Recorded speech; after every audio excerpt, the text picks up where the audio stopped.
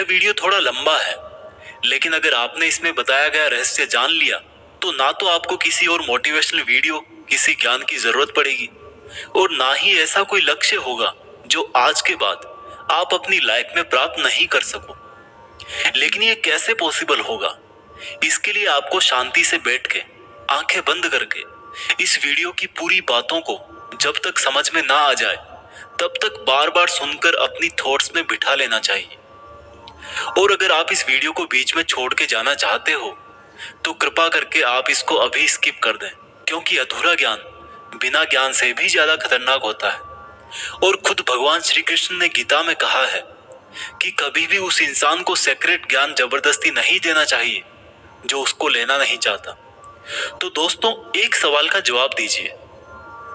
इस पृथ्वी के सबसे पहले, और इस पृथ्वी के ही नहीं बल्कि पूरे ब्रह्मांड के पास्ट, प्रेजेंट और फ्यूचर के सबसे महान मोटिवेशनल स्पीकर का नाम क्या है? जी हाँ, बांसुरी बजाने वाले भगवान कृष्ण, जिन्होंने आज की तारीख से ना जाने कितने ही युगों पहले महाभारत के युद्ध के मैदान में एक ऐसा ज्ञान दिया था जो आज 21वीं सदी की दुनिया पर, आज के लोगों की लाइफ स्टाइल पर भी एकदम सही बैठता है।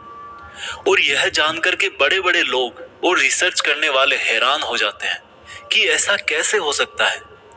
उस महाभारत के युद्ध के मैदान में दिए गए ज्ञान को पढ़कर Albert Einstein, Mahatma Gandhi, Swami Vivekananda, Annie Besant, Sunita Williams जैसे और ना जाने कितने लोगों ने भी अपना जीवन बदल लिया। अगर आप यह सोचेंगे कि भागवत गीता में सिर्फ यह लिखा है कि भगवान की पूजा कैसे करते हैं, तो आप गलत हैं, क्योंकि भागवत गीता सिर्फ एक किताब या धार्मिक ग्रंथ नहीं है, बल्कि इसमें वो नॉलेज है जो इस पृथ्वी पर जितने भी लोग जन्म लेकर आते हैं उनको यह सिखाता है कि इस दुनिया में सपने पूरे कैसे किए जाते हैं, पर्सनैलिटी कैसे बनाते हैं, पॉजिटिव एनर्जी कहां से लाते हैं, खुशी क्या होती है, कितनी भी बड़ी प्रॉब्लम का सॉल्यूशन कैसे ढूंढते हैं, डिसीजन कैसे लिया जाता है, किसी भी ब्रेकअप के सदमे से बाहर कैसे निकलते हैं, इमोशनली स्टेबल कैसे होते हैं, किसी भी बिजनेस को सक्सेसफुल कैसे बनाते हैं, मेहनत कैसे की जाती है, हम क्या है और कौन है, जिंदगी जीने का सही तरीका क्या है, मरने के बाद हमारे साथ क्या होता है, ये ब्रह्मांड कैसे बना, क्या भगवान है और अगर है तो कहां है, क्या आप भी पुनर्जन्म लेंगे, ये लाइफ रियल है या एक इल्यूजन या एक सपना। दोस्तों, इस भागवत गीता के ज्ञान ने ही एक दुखी और हारे हुए, धनुष नीचे गिरा देने वाले अर्जुन को महाभारत के महान युद्ध का सर्वश्रेष्ठ योद्धा और विजेता बना दिया। अगर आप भी अपनी जिंदगी में किसी मकसद को लेकर आगे बढ़ रहे हो तो मेरा यकीन मानो कि आप भी अपनी जिंदगी की समस्याओं के जंग के मैदान के अर्जुन हो। और इसलिए उस गीता ज्ञान को जानना आपकी चॉइस नहीं बल्कि आपका अधिकार है। इस गीता ज्ञान को समझकर आपको एक बात का जरूर एहसास होगा कि ये असली नॉलेज में पहले क्यों नहीं हासिल कर पाया। तो ऐसा क्या है आखिर भागवत गीता में और इसका मतलब क्या है? भागवत का मतलब है भगवान और गीता का मतलब है गीत, यानी कि ऐसा गीत जो भगवान ने खुद अपने मुंह से गाया हो। भागवत गीता संस्कृत में लिखी गई है, लेकिन इसका ट्रांसलेशन आपको बहुत जगह पर हिंदी, इंग्लिश और अलग अलग भाषाओं में मिल जाएगा। वैसे तो भागवत गीता को जितना समझोगे उतना ही कम है, लेकिन फिर भी इस वीडियो में मैंने गीता के पूरे 18 अध्याय, 700 श्लोक पढ़कर उनको आज की जनरेशन के हिसाब से, स्टूडेंट के हिसाब से, बिजनेसमैन के हिसाब से, अपने करियर में, अपनी लाइफ में, अपने रिलेशनशिप में और अपनी प्रॉब्लम्स में कैसे यूज करते हैं वह बताया है। दोस्तों, मैं यहाँ पर पूरे 18 चैप्टर कवर करूंगा और कोई भी चैप्टर शुरू करने से पहले मैं आपको यह बताऊंगा कि उसमें आप क्या सीखने वाले हो। फिर उस चैप्टर को शॉर्ट में समझाऊंगा और उसके बाद उससे सीखने वाली चीजों को डिटेल में समझाऊंगा। अगर आपको यह जानना है कि आखिर भगवान को खुद ज्ञान देने की जरूरत क्यों पड़ी, ये पांडव और कौरव कौन थे और इस महाभारत के युद्ध की शुरुआत कैसे हुई, तो आप मुझे नीचे कमेंट्स में बता सकते हैं। मैं उसका भी वीडियो आपको अलग से दे दूंगा। तो चलो अब मैं आपको सीधा ले चलता हूँ कुरुक्षेत्र के युद्ध के मैदान में, जहां पर पांडव और कौरव युद्ध करने के लिए आमने सामने खड़े हैं। भागवत गीता अध्याय 1 सेना का निरीक्षण। दोस्तों, गीता के पहले अध्याय से आपको यह सीखने को मिलेगा कि ऐसी कौन सी सबसे पहली चीज है जो आपको लाइफ में आगे बढ़ने से रोकती है।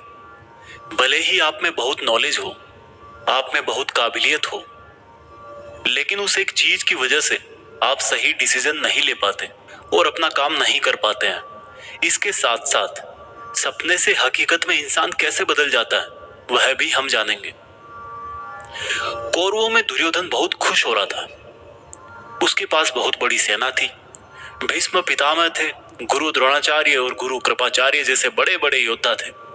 पांडवों की सेना में अर्जुन, भीम सहित पांचों पांडव, भगवान कृष्ण, अभिमन्यु, द्रौपदी के पांचों पुत्र आदि थे। अब यह युद्ध पूरी तरह से पारिवारिक युद्ध ही था। पांडवों और कौरवों के लिए गुरु द्रोणाचार्य और कृपाचार्य दोनों एक ही थे। दादा भीष्म भी एक ही थे। साथ ही साथ पांडव और कौरव दोनों खुद भी चचेरे भाई थे, लेकिन हर कोई जीतने के इरादे से आ रखा था। रणभूमि में जब जोर से युद्ध की घोषणा के लिए शंखनाद हुआ तो अर्जुन ने अपने सारथी भगवान कृष्ण से कहा कि हे कृष्ण, मेरे रथ को दोनों सेनाओं के बीच में एक बार ले जाकर के खड़ा कर दो ताकि मैं ये देख सकूं कि मुझे किनको मारना है। ऐसा सुनकर भगवान कृष्ण ने अर्जुन के रथ को कौरवों की सेना के सामने वहां पर ले जाकर के खड़ा कर दिया जहां पर कौरवों की सेना में अर्जुन के दादा भीष्म पितामह और गुरु द्रोणाचार्य खड़े थे। और गुरु द्रोणाचार्य ने ही अर्जुन को तीर चलाना भी सिखाया था। अर्जुन ने युद्ध के मैदान में जिधर भी देखा वहां दोनों तरफ ही सिर्फ परिवार वाले नजर आ रहे थे। ये देखकर अर्जुन बहुत दुखी हो गए और कृष्ण से बोले, यहाँ तो हर कोई मेरा सगा संबंधी ही है। मैं अपने ही लोगों को युद्ध में नहीं मार सकता। मुझे इस राज्य के लिए तो क्या, अगर कोई तीनों लोक भी दे तो भी मैं ऐसा युद्ध नहीं करूंगा जिसमें मुझे अपनों को ही मारना पड़े। इस तरह से अर्जुन पूरे दुखी होकर और खुद को कोसते हुए अपने धनुष को छोड़कर रथ में वापस जाकर बैठ गए। दोस्तों, गीता के इस फर्स्ट चैप्टर से हमें यह सीखने को मिलता है कि वास्तविकता सोच से अलग होती है। हमें नहीं पता होता है कि जब हम कोई काम करने का इरादा लेकर जा रहे होते हैं तो वहां पर क्या हो सकता है। जब हम किसी बुरी चीज का सामना करते हैं तो हम संयम खो बैठते हैं और घबरा जाते हैं, और घबरा जाने के बाद हम हमारा ही असली रूप भूल जाते हैं। भले ही अर्जुन युद्ध कला में मास्टर थे और भले ही वो युद्ध करने के लिए मैदान में धनुष उठाकर चले आए, लेकिन युद्ध सिर्फ हथियारों के चलाना जानने से नहीं होता। उसके लिए इरादे भी चाहिए होते हैं, इमोशनल स्टेबिलिटी चाहिए होती है। मैदान में आकर अर्जुन को अपनी ड्यूटी से ज्यादा फैमिली और गुरुओं से मोह हो गया और उससे फिर वो दुखी हो गए। वो युद्ध करने का डिसीजन नहीं ले पाए। इससे यह भी सीखने को मिलता है कि जिंदगी में हमें हमारा कर्म करने से सबसे पहले रोकने वाला कोई होता है तो वो है हमारा मोह, यानी कि अटैचमेंट। आप सुबह जल्दी उठ सकते हो, लेकिन आपको नींद और आलस्य का मोह होता है। अर्जुन एक क्षत्रिय थे और युद्ध करना ही उनका काम था, और वो युद्ध करने में बहुत अच्छी तरह से ट्रेंड भी थे, लेकिन वो अटैचमेंट में आकर अपना कर्म भूल गए। इसलिए अगर लाइफ में आपको चुनौतियों से लड़ना है तो आपको अपने अटैचमेंट को सेक्रीफाइस करना आना चाहिए। दोस्तों, इसको आप इस तरह से भी समझ सकते हो। मान लो आप किसी से बहुत प्रेम करते हो, लेकिन वह मनुष्य आपकी प्रेम की कदर नहीं करता। ऐसे में आपको उसका प्रेम पाने का मोह नहीं होना चाहिए, क्योंकि अटैचमेंट किसी भी तरह का हो, जब तक वो है आप अपनी लाइफ के अर्जुन नहीं बन पाओगे। भागवत गीता अध्याय 2 गीता का सार। दोस्तों, गीता के दूसरे अध्याय से हमें इमोशनल स्टेबिलिटी, आत्मा, मृत्यु, पुनर्जन्म, डिसीजन मेकिंग के बारे में सीखने को मिलता है, और गुस्से का सबसे बड़ा रीजन और उसका सॉल्यूशन क्या है। कैसे आप किसी भी कंडीशन में खुश रह सकते हो और मेहनत कैसे करते हैं, यह भी आपको सीखने को मिलेगा। जब अर्जुन ने युद्ध करने से मना कर दिया तब सारथी श्री कृष्ण ने अर्जुन से कहा कि अर्जुन, ये तुम्हें अचानक से क्या हो गया। जिस तरह की कमजोर बातें तुम बोल रहे हो वो तुम जैसे महान योद्धा के मुंह से बिल्कुल अच्छी नहीं लगती। इसलिए अपने इस मन की कमजोरी को छोड़कर युद्ध के लिए वापस खड़े हो जा। अर्जुन बोले कि मैं किस तरह से अपने ही गुरुजी द्रोणाचार्य और दादाजी भीष्म पितामह को मारने के लिए अपना धनुष चला सकता हूँ, क्योंकि ये तो मेरे लिए हमेशा से ही भगवान की तरह रहे हैं। इस युद्ध को करने से अच्छा है कि मैं भिखारी बन जाऊं, क्योंकि अपनों को ही मारूंगा तो जीत में भी मेरी हार ही है। मैं सही और गलत को नहीं समझ पा रहा, इसलिए मेरा मार्गदर्शन करो कृष्ण। श्री कृष्ण मुस्कुराकर अर्जुन को देखने लगे। भले कोई इंसान उनसे कुछ मांगे और वो दे ही ना, ऐसा भी कभी हो सकता है क्या?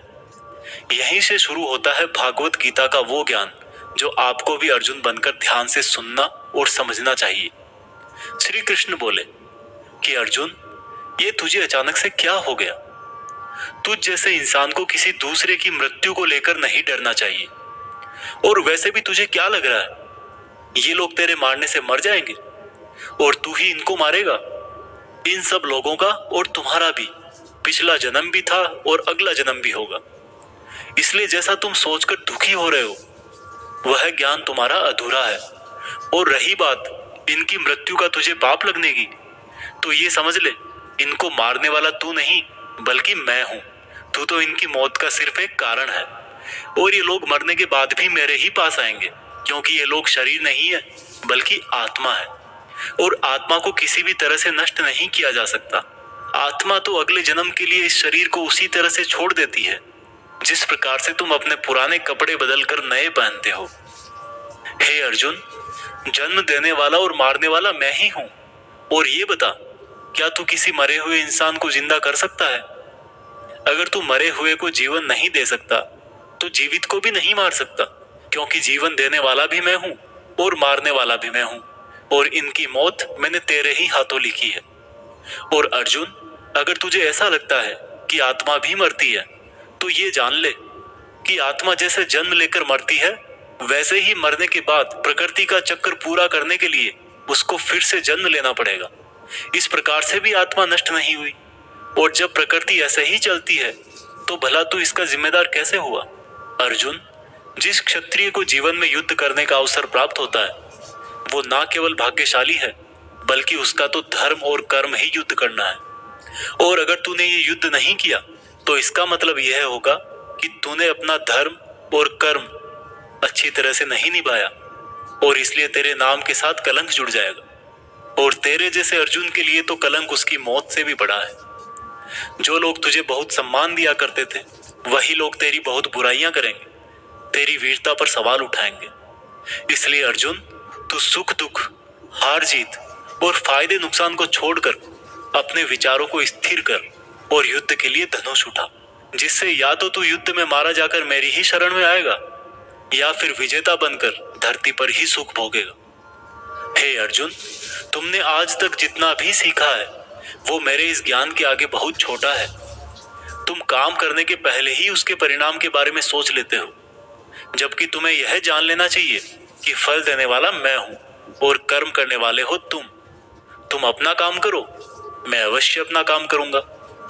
इस बात पर अर्जुन ने श्री कृष्ण से सवाल किया कि आपने मुझे अपने विचारों को स्थिर, यानी कि अपने इमोशंस और थॉट को कंट्रोल करने को कहा है, तो यह मैं कैसे करूं? इस पर श्री कृष्ण बोले कि जो व्यक्ति अपने मन की सभी इच्छाओं और अपने सभी कर्मों के फल के बारे में सोचना बंद कर देता है, वही स्थिर बुद्धि कहलाता है। ऐसे व्यक्ति को ना तो खुद के साथ बुरा होने से दुख होता है और ना ही किसी अच्छे काम में खुशी होती है।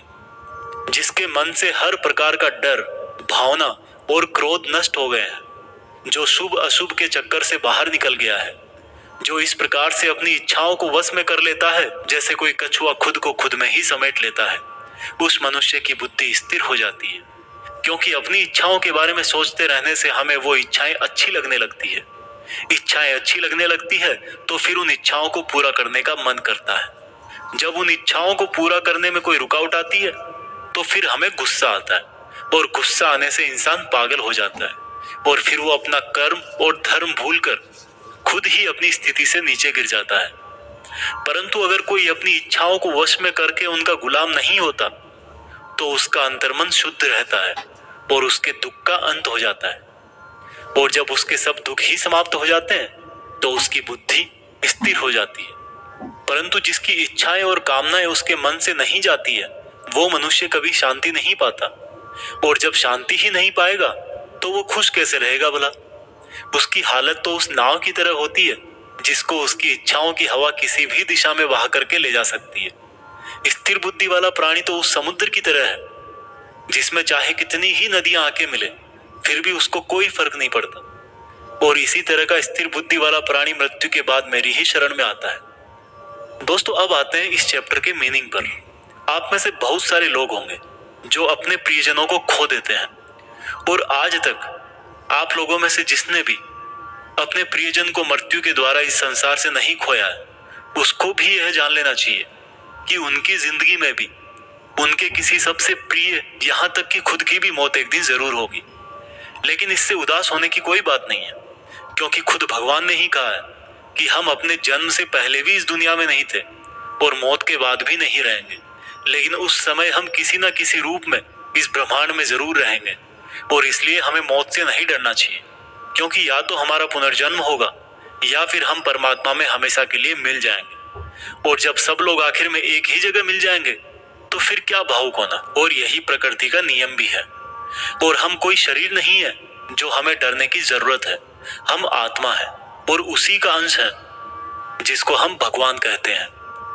और अगर हमें बनाने वाला भगवान है तो फिर हमें उससे ही मिलने का प्रयत्न करना चाहिए। ये दुनिया तो मात्र उस ईश्वर का एक मायाजाल है। अब दोस्तों, अर्जुन डिसीजन नहीं ले पा रहे थे। जब भी हम कोई डिसीजन लेते हैं तो एक तरफ हमारा अटैचमेंट होता है और दूसरी तरफ वो होता है जो हमें करना चाहिए।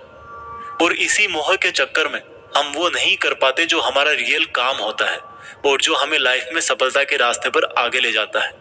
उदाहरण के लिए, अगर आपको घर से दूर पढ़ाई करने के लिए या सपने पूरे करने के लिए घर से दूर जाना पड़ रहा है, तो आपको अपने परिवार का मोह छोड़ना पड़ेगा।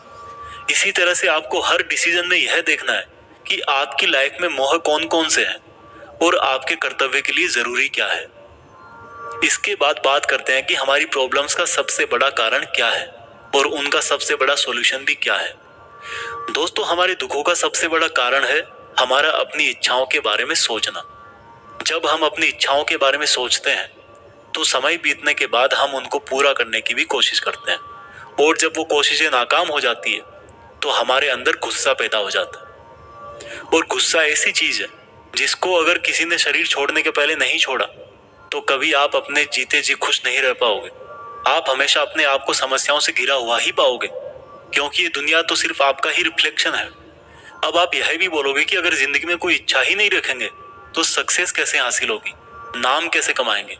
तो दोस्तों, इसके बारे में भगवान कृष्ण ने कहा है कि सबसे पहले आप अपने कर्म को पहचानिए, यानी कि आपके लिए ऐसा क्या करना जरूरी है जो आपको अपना लक्ष्य प्राप्त करवाएगा। और उसके बाद सफल होने की उम्मीद या असफल होने का डर मन में पैदा किए बिना अपने काम को ऐसे करें जैसे वो काम आप नहीं बल्कि खुद भगवान कर रहे हैं। और इस तरह से आपकी हिम्मत कभी नहीं टूटेगी, क्योंकि आपको यह लगेगा कि ये काम मैं नहीं बल्कि मेहनत भगवान कर रहे हैं। और इस तरह से आपकी हिम्मत कभी नहीं टूटेगी, क्योंकि आपको यह लगेगा ही नहीं कि आप मेहनत कर रहे हो। भगवत गीता अध्याय 3 कर्म योग। दोस्तों, अब गीता के 3rd चैप्टर में हम जानेंगे कि ऐसी कौन सी 2 चीजें हैं जो आपको इस दुनिया में कुछ भी हासिल करके दे सकती है। इसमें यह भी जानेंगे कि हम क्या हैं और हमारे अपने मन को अपने काबू में करके अपनी सभी गंदी आदतें कैसे छोड़ें और अपनी मनचाही मंजिल कैसे प्राप्त करें। अर्जुन बोले, हे कृष्ण, आपकी बातें सुन के ऐसा लग रहा है कि जैसे ज्ञान कर्म से ज्यादा सही है, लेकिन आप तो मुझे सन्यासी बनने की जगह युद्ध करने के लिए बोल रहे हो। तो आप ये बताइए कि मैं ज्ञान का रास्ता अपनाकर सन्यासी बनूं या कर्म का रास्ता अपनाकर युद्ध लड़ूं। सुनकर कृष्ण बोले, इस संसार में मैंने खुद ने ही 2 तरह के योग बनाए हैं। योग मतलब ऐसा रास्ता जिससे हम अपना जीवन सफल बनाते हैं। उनमें से एक है ज्ञान योग और दूसरा है कर्म योग। और अर्जुन, तुम एक मनुष्य हो, तुम चाह करके भी अपने शरीर के कर्मों को पूरी तरह से नहीं छोड़ सकते। उदाहरण के लिए, तुम्हें हर पल सांस तो लेना ही पड़ेगा, अगर पेट है तो खाना तो पड़ेगा ही। और अगर तुम इन सब को किसी भी शक्ति से रोकना भी चाहोगे तो क्या निश्चित है कि तुम अपनी इच्छाओं के बारे में नहीं सोचोगे। कहने का मतलब है, तुमसे जाने अनजाने में कर्म तो हो ही जाएगा, क्योंकि तुम मनुष्य हो और तुम तो वैसे क्षत्रिय हो तो तुम अपने धर्म से भी बंधे हो। इसलिए तुम्हारे लिए संन्यास के रास्ते की जगह कर्म का रास्ता ज्यादा सही है। मतलब ज्ञान योग या सांख्य योग की जगह कर्म योग ज्यादा सही है। इसलिए तुम यह सोचकर कि यह काम तुम नहीं कर रहे हो बल्कि प्रकृति का गुलाम होकर तुम्हारा शरीर कर रहा है, फल की इच्छा किए बिना अपना कर्म योग करो।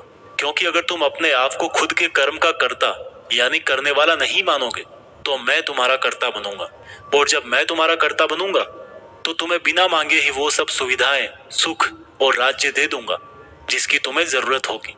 बिना मेहनत किए ही सुख सुविधाओं और राज्य का भोग किया तो तुम एक चोर कहलाओगे और तुम कभी परमात्मा यानी कि मुझसे नहीं मिल पाओगे। जिस तरह से महान लोग खाने के लिए नहीं बल्कि जीने के लिए खाते हैं, उसी तरह से तुम भी परिणाम के लिए नहीं बल्कि कल्याण के लिए युद्ध करो। हे अर्जुन, तुम मनुष्यों में सबसे बड़े हो, इसलिए जैसा तुम करोगे ठीक वैसा ही तुम्हारी संतान या आने वाली दुनिया करेगी।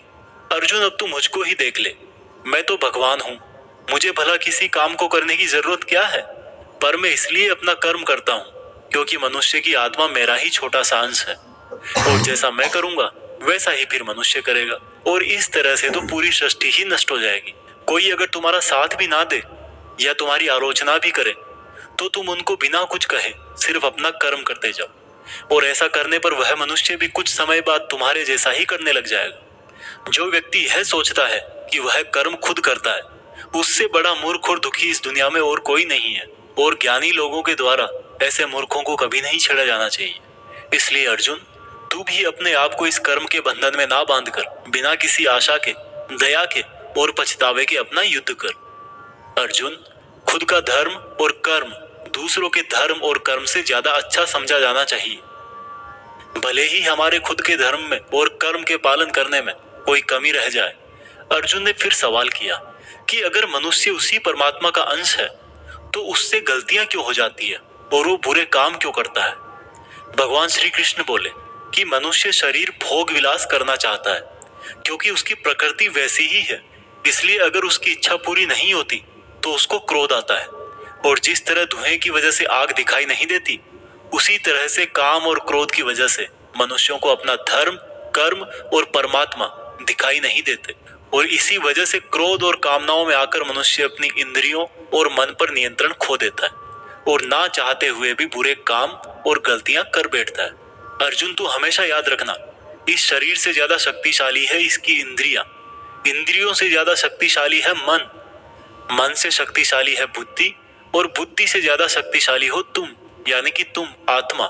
इसलिए अर्जुन, तू अपनी आत्मा से अपनी बुद्धि को वश में कर। बुद्धि मन को वश में करेगी, मन इंद्रियों को वश में करेगा, और इंद्रियां शरीर को, यानी कि तुम्हारे बुरे कर्मों को। दोस्तों, अब श्री कृष्ण की कही गई बातों को हम आज की लाइफ के हिसाब से समझते हैं। देखो, इस दुनिया में रिजल्ट दो ही चीजों से आते हैं, ज्ञान और कर्म, मीन्स नॉलेज और एक्शन, लेकिन दोनों अलग अलग हैं। आज की दुनिया में हम दोनों चीजों को आपस में रिलेट करके देखेंगे। हमारे लिए नॉलेज भी उतना ही जरूरी है जितना एक्शन। नॉलेज का मतलब यह नहीं है कि आप सिर्फ एग्जाम पास करने के लिए सिलेबस को रटते हो, बल्कि नॉलेज का मतलब यह है कि आप सबसे पहले ये जानो कि आपके गोल्स क्या हैं, आपकी कैपेबिलिटीज और आपके इश्यूज क्या क्या हैं, और इन सबको मिलाकर गोल्स तक पहुंचने की आपकी प्लानिंग क्या है। ये है आपका नॉलेज, यानी कि ज्ञान योग। इसके अलावा आपको एक और चीज जाननी चाहिए कि मेरे भाई, आप शरीर नहीं हो, आप एक आत्मा हो। आपकी आत्मा यानी आप खुद अपने इमोशंस, अपनी थॉट्स और अपनी एक्टिविटीज से बहुत ऊपर हो, और अगर आप ऐसा सोचोगे तो मैं दावे के साथ कह सकता हूँ, आप 99% नहीं बल्कि 100% अपनी प्रॉब्लम से ऊपर उठ जाओगे। इसके बाद इस चैप्टर में दूसरा रास्ता बताया गया है कर्म योग, यानी कि आपके शरीर के एक्शंस। एक्शंस के लिए भगवान ने ये बोला है कि हमें कभी यह नहीं सोचना चाहिए कि काम हम कर रहे हैं, और जब हम ये सोचेंगे कि काम नहीं कर रहे तब इसके दो फायदे होंगे। एक तो ये कि आप अपनी मेहनत के रिजल्ट को लेकर टेंशन में नहीं रहो, और दूसरा ये कि आप इमोशनली स्टेबल होकर अपनी बेस्ट मेहनत कर पाओगे। इसके साथ साथ आपको कभी भी अपने बुरे या अच्छे रिजल्ट को खुद पर लेकर दुख नहीं करना चाहिए, क्योंकि श्री कृष्ण की बातों के अनुसार मनुष्य को सिर्फ कर्म करने का अधिकार दिया हुआ। इसके अलावा आप अपनी किसी भी बुरी आदत से कैसे छुटकारा पाएं, इसको बहुत ही आसान शब्दों में बताया गया है कि आप अपने आप को उस परमात्मा का ही छोटा सा रूप यानी कि आत्मा समझो, और आत्मा के ध्यान से अपने ब्रेन को और ब्रेन से अपने मन को काबू में करोगे, और इसके बाद में आपका मन अपने आप आपके सभी फिजिकल सेंसेस यानी कि इंद्रियों को काबू में कर लेगा।